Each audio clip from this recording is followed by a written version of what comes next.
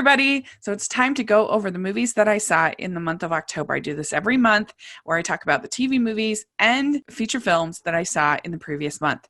There are a lot, so I'm going to go through these pretty quickly, and I'll probably have to do a double video in November, do one at half the month and do another at the end of the month, because there are going to be so many TV movies in November and feature films that I see. So let's get started. The first one is Ruby Herring Mysteries, Her Last Breath. This is the second in the Ruby Herring series, and I think they improved it a lot. I thought the case was much better. I thought the actors felt more comfortable in their roles. They changed her hair, which was a good move. Stephen Huszar is so charming and perfect as this cop. I really enjoy him. And so overall, I enjoyed it. I give it a smile worthy. Then we have an anime film called Rascal Does Not Dream of a Dreaming Girl.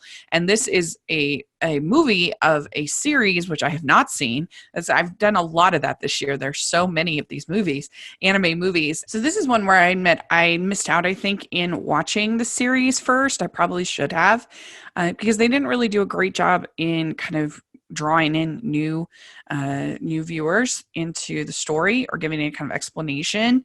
And it's basically, there's this guy who there's different versions of this. It's kind of like this the many worlds theory, and that you have this person living in, there's different realities of the person, and then they all can come into play.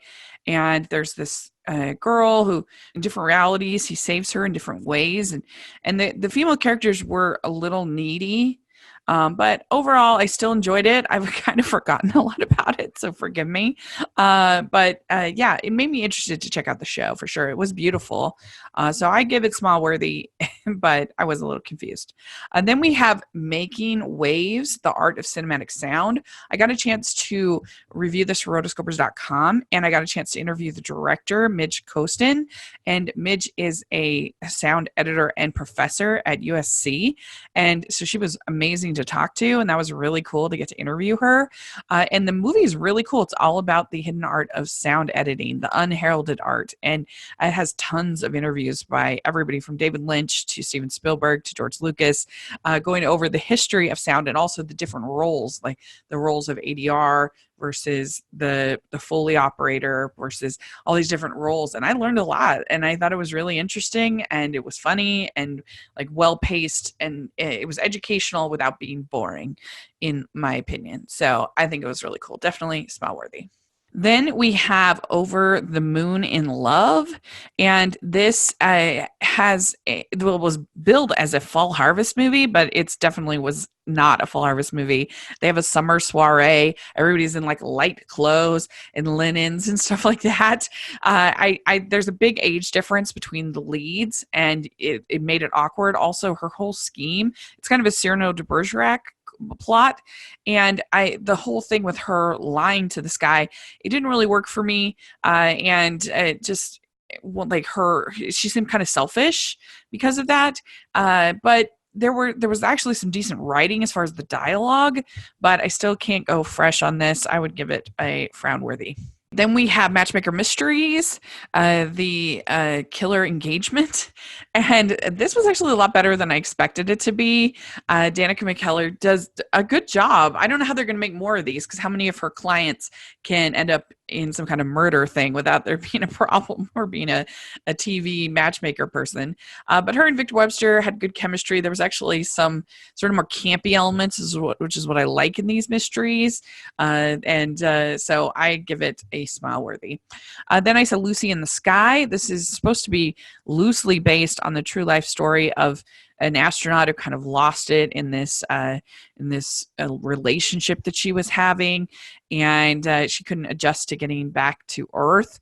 Natalie Portman is good, but you could tell this thing was written by men, because they completely give the John Hamm character a pass and all of the fault, and she's just like this crazy person, and which was frustrating, and I didn't think it was made very well. It kept changing aspect ratios, and so it was pretty disappointing.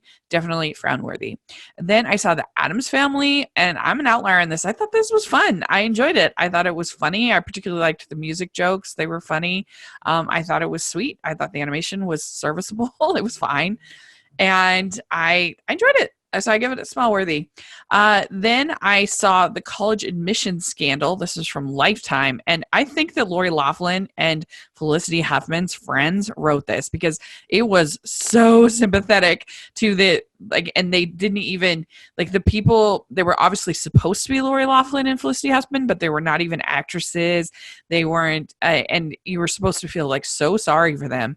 And it was really disappointing. Like, I think most people kind of, when you watch this, you want something sort of trashy and ridiculous and fun, and I don't know, that you want, like, from Lifetime. So this was disappointing. I give it frown worthy.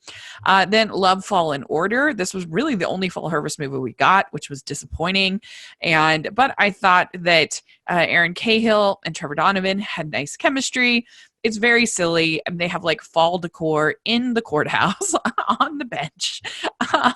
There's other things that are really silly about it, but I still enjoyed it. I still give it smile worthy. Then Maleficent, Mistress of Evil. They definitely were very ambitious in this movie, which surprised me. It's definitely not a cash grab. And I think that especially the beginning when there's this weird sort of guess who's coming to dinner thing. But then once it devolved into fantasy, like war scenes, with weird gas chamber sequence that in this church, that was so weird, and then it all gets resolved way too easily. And so there was some beautiful cinematography, some beautiful stuff done, some fun performances, but I couldn't go fresh on it. It was just too messy. So I say frown worthy. Then I saw Christmas Wishes and Mistletoe Kisses. This was the first Countdown to Christmas film from Hallmark, and I really enjoyed the movie. I thought that it was really cute. I liked Jill Wagner and Matthew Davis from Legally Blonde. I thought they had nice chemistry. There were some silly parts of the movie, of course, that didn't quite work for me, and I didn't like her black dress that she's wearing for the Christmas party. I didn't like that. But it was a nice start off to the season, so I give it smile worthy. Then we have Crossword Mysteries Proposing Murder, and this is the second one from this series with Lacey Chabert and Brendan Elliott. And I'm about the same on both of these. I feel like they are stretching so far to involve her character in these stories that it kind of makes her sort of frustrating. And I don't know, it's just not quite working, even though I like them together and I like particularly Brendan Elliott's performance. And I really enjoyed having Kimberly J. Brown in this one, who is on Halloween Town and everything. So I hope they have her back. And I still don't think they're using Barbara Niven effectively in it. I think the series still has potential, but I don't think it quite got there for me. And so I will have to give it a frown worthy. Then we have The Lighthouse, and this is our very artsy movie. It's definitely not going to be for everyone. It's very experimental. It's mostly just the two people, these two sailors that are running this lighthouse, William Dafoe, Robert Pattinson. But I really liked sort of the surrealist aspect and how it leaves you just kind of asking questions. You don't know what is real, what is fantasy, what's in their madness, what they're thinking of as sort of cabin fever kind of a thing. It looks beautiful. The black and white photography is great. So definitely smile worthy for me on The Lighthouse. Then I saw White Snake, and this movie, the story is a little bit messy. It's based on this Chinese legend. I got to interview the director over at rotoscopers.com. So definitely want to check that out, but it is beautiful. The animation and the action is so well done that you should definitely check it out for that reason alone. So I give it smile worthy. Then I have Good Witch, Curse from a Rose. I've really enjoyed most of the Good Witch Halloween specials, and so I was really looking forward to this. And unfortunately, this was disappointing. I don't know, there was just something missing in the characters progressing, anything interesting happening. It wasn't funny enough to save it on that level. Overall, I just thought it was kind of bland. So I'd give it frown worthy, unfortunately. Then I have this movie from Up Channel, Becoming Miss Bennett, Pride and Prejudice, that was actually kind of fun. It's about this YouTube star who gets cast to play Lizzie Bennett in this movie. And so the whole movie is basically set up in a in a hotel where they're doing all the rehearsals and stuff to get ready for this movie, and you have all these British actors who are really annoyed that this YouTube star from the States got cast as Lizzie Bennett, and so they're back and forth, and it's definitely on a very small budget, but I enjoyed it, so I give it a smile worthy. Then we have Patsy and Loretta. This is their big event from Lifetime about Patsy Cline and Loretta Lynn. And I really enjoyed this one. I thought the acting was really good. I thought it was well made. I thought it was a nice story of friendship. And so I give it smile worthy. Then Harriet. And I thought that this movie, yes, it is very safe and plays it very family friendly. And some people will be annoyed by that. But I actually think this would make a great movie to watch for family movie night and to talk about some of these issues as sort of an early gateway kind of thing when they're not ready for the harder, harsher movies. I enjoyed it. I liked the performances, thought it was pretty well made. I give it smile worthy. Then I have One Piece Stampede. This is an anime film. It's kind of like Mad Max Fury Road, but anime, and it's all these different groups of people that are these pirates that are looking for this treasure. And I enjoyed it. I didn't like some of the extreme close-ups in the animation, and some of the other visual choices weren't my favorite. But overall, I thought it was creative, and it had enough humor and enough like just craziness going on that I liked it. So I give it smile worthy. Then I have The Last Color. This is a Hindi film that I reviewed. It has way too many characters and goes on way too many tangents. But at the core, the relation between this little girl and this older woman is really sweet and well acted. So it's got a lot of problems, but I still give it a smile worthy. Then I have Jojo Rabbit, and this is from Taika Waititi. It's definitely a risky film with this little boy in Nazi Germany who has this fantasy of Hitler, this ridiculous imaginary version. It's not a real Hitler. And as he goes through the movie, he comes to realize the way that he has been taught is wrong. And I thought that whole journey of his character worked so well. And I thought they nailed the tone. They really got it right with the mixture of the humor and the emotion. And I really loved Thomasin McKenzie in this. I thought she was so good. She was so good in Leave No Trace last year. She was great in this. Scarlett Johansson is wonderful as a mother. I liked Sam Rockwell as this kind of sarcastic guard, and it's a really thoughtful, interesting, moving, funny, just everything you could want in a movie as far as I'm concerned. So I definitely give it smile worthy. Then we have A Merry Christmas Match, and this was such a weird movie for Hallmark to start their Miracles of Christmas on.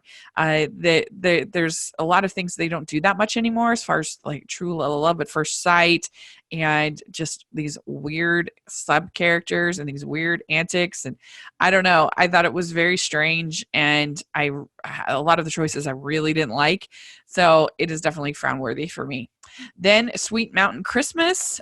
This is about this country singer who comes home to her hometown, and she realizes all the stuff she's been missing. This is very generic, but I like Megan Hilty. I like Marcus Rosner. I really liked Terrell Rothery. Could have used more time with her and Marcus Rosner. That some of the side characters I didn't care about, and there was too much time spent on them. But still, I would still give it smile worthy, just barely.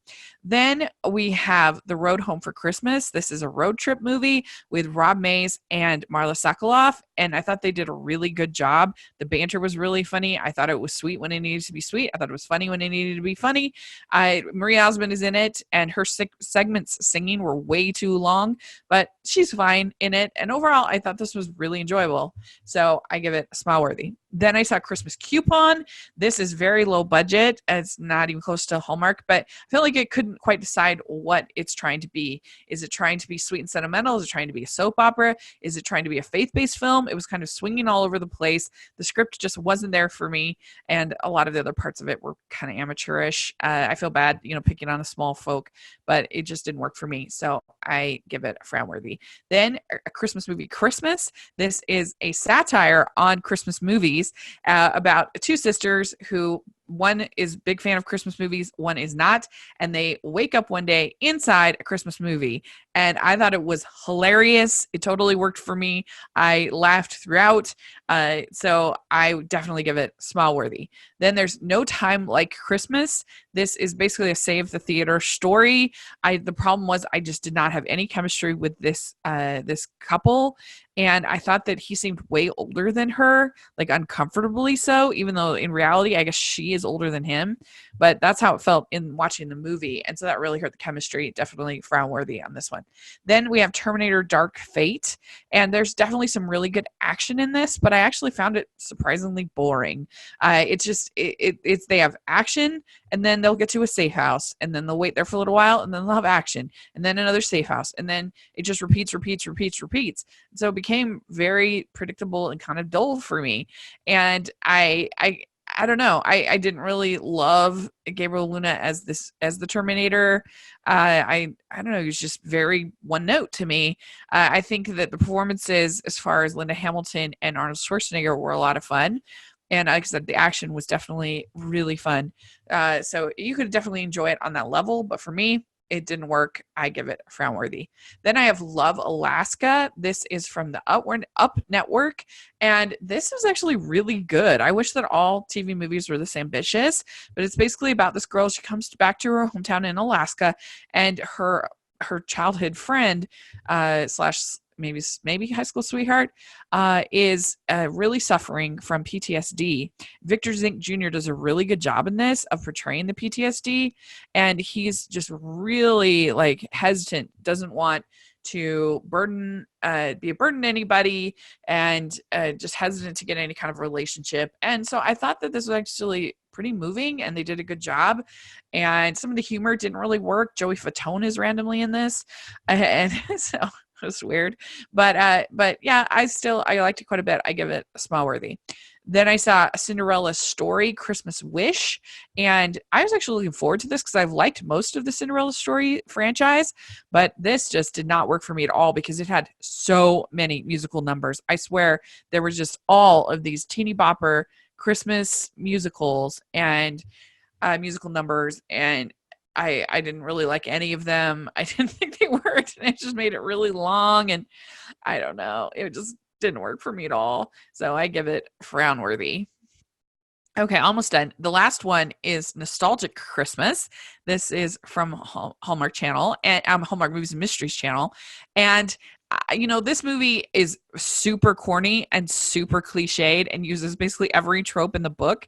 But for some reason, it worked for me. I don't know if I was just in the mood for it. I don't know. It just kind of embraced being what it is, and it was super cheesy and corny. And I thought the big theme this year for Hallmark seems to be doing pageants, and I thought they did the pageants so well. And this little girl sang, and she wasn't trying, because a lot of these times when they do musical numbers, it feels so forced. But this was just a sweet little girl singing, which is totally real, and that's the way community pageants are. And I bought the chemistry. I just thought it worked for me. So I give it a smile worthy. So there you go. That's the movies that I saw in the month of October. Woo! That's a lot. But let me know if you got to see any of these and what do you think about my ratings. If you agree, disagree, let me know in the comments section. I would love to talk about it.